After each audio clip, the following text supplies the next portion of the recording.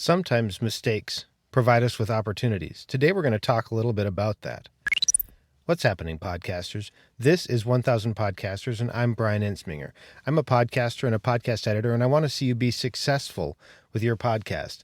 This particular episode is part of a series. It's coming from a challenge, David Hooper's 30-Day Solo Podcast Challenge, and it's also part of National Podcast Post Month. You can find links to both of those in the episode notes if you want to check those out. Today we're talking about mistakes, and I don't know about you, but I don't enjoy making mistakes. I don't like them personally, and I especially don't like making mistakes in public. And I think if you're like most people, you're probably in the same boat, that you would rather avoid mistakes rather than make them. But sometimes trying to avoid making mistakes will keep us stuck, which is also another mistake, or perhaps curtail our opportunities to grow. But what if there was an opportunity, a way to gain the growth and learning that comes from making mistakes without the pain of making the mistakes ourselves? Today I'm going to talk about learning from the mistakes of others, and specifically, I'm going to share with you 3 mistakes that I've made.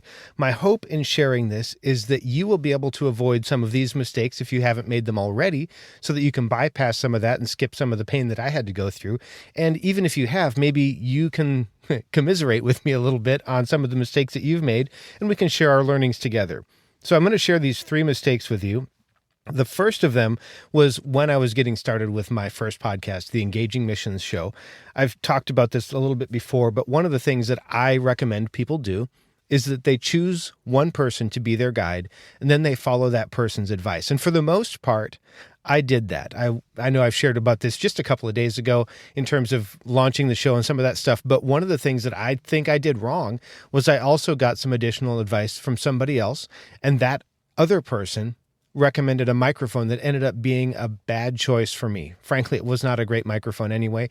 When I was first getting started, I was on a pretty tight budget. I had about $250 or so to get the show going and to keep it going until it could be in some way self-sustaining or sustained through something other than the work that I was doing for the company that I work for. So I made the call to invest less than what I could have to get a microphone, because this other one was recommended as a good option from a well-known podcaster. And so I went ahead and bought this. It was a headset microphone. The microphone on the thing was, to put it lightly, pretty much garbage. And so the first 25, 30 episodes of that show sound like that's the microphone that I was using. And I didn't have a great experience with that microphone. Truth be told, it was better than using the microphone that came built into my laptop. Maybe not by a huge margin, but it was certainly better than that. But it was not a great option. And I really wish that I had followed the advice of the person whose course I was going through, because I would have had a better experience. He would have recommended a microphone like the Audio-Technica ATR 2100, which is actually what he recommended. It's about $60 to $70. It's a microphone that I recommend for people from time to time. Another one that wasn't available at the time, but there's also a Samson Q2U package that has a boom arm and a bunch of other stuff for around $100, $105. I've got links for both of those in the episode notes if you want to check them out. They are affiliate links, so if you don't want to use those, you certainly don't have to, but if you'd like to check them out, those are there. And those are some of the things that I might have recommended for myself if I had known then what I know now. But that was one of the things that was a mistake for me. And if you're looking to buy a microphone, you don't have to break the bank. You don't have to spend $500 on a microphone, a professional microphone, an interface and stuff like that. But don't buy the $20 headset microphone on Amazon either. Go ahead and invest $50 or so in a good microphone, and that'll help quite a bit. The next one was a podcasting choice that was actually recommended by the person who was giving the course that I went through. And this is something that I wish I had done differently. I followed his advice, which is fine. I got started. This is one thing that I wish would have been done differently.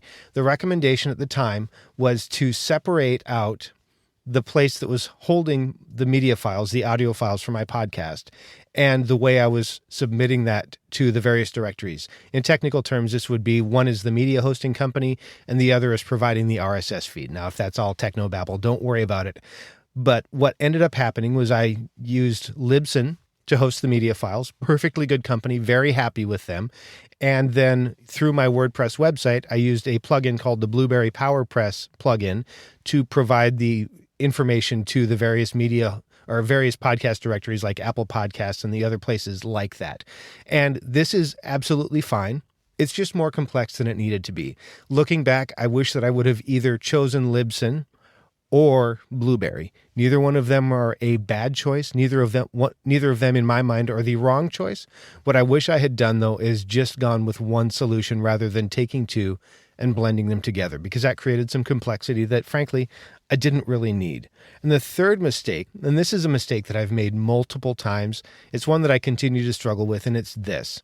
Sometimes I have a guest on my show that kind of falls flat, and I have a tendency to want to honor the time that they've put into doing this interview, and I want to honor them as a person. And so I put out something that maybe isn't the very best for the audience that I have. And this is where I'm actually failing as a host. I'm failing to do the right thing for my audience. And this is something that I'm continuing to work on. It's a challenge because I don't like to tell people no, and I don't like to hurt people's feelings. But the truth is, I could actually be hurting a lot more people's feelings by putting up that one person's interview than maybe if I had just said, you know what, this didn't really work out. That's something I'm working through. If you have suggestions for me, I'd love to hear from you, because this is a tough one for me on an emotional level. I really want to honor everybody as best I can for the time that they've put into something. So those are three things that I've done wrong, and one of them that I continue to struggle with. These are some of the mistakes that I've made. And my hope in sharing these is that you will be able to avoid them, or at least plan for them, so that you can be set up for some kind of stellar growth in the year to come, whether you're just getting started, whether you're waiting to get started, or whether you're just continuing to grow. My hope is that these will be valuable for you. Here's my question for you, though. As you look over your podcasting journey over the last weeks or months or years that you've been either interested in podcasting or been a podcaster, what are some of the mistakes that you've made, or what are some of the things that you would have changed? Hit me up on Twitter. I'm at Top Tier Audio, and I would love to hear from you. I'd love to hear you share some of the things that you wish had been a little bit different. If you'd like to connect with me personally, you can find me at toptieraudio.com. That's where you'll find links to my social profiles like Facebook and Twitter.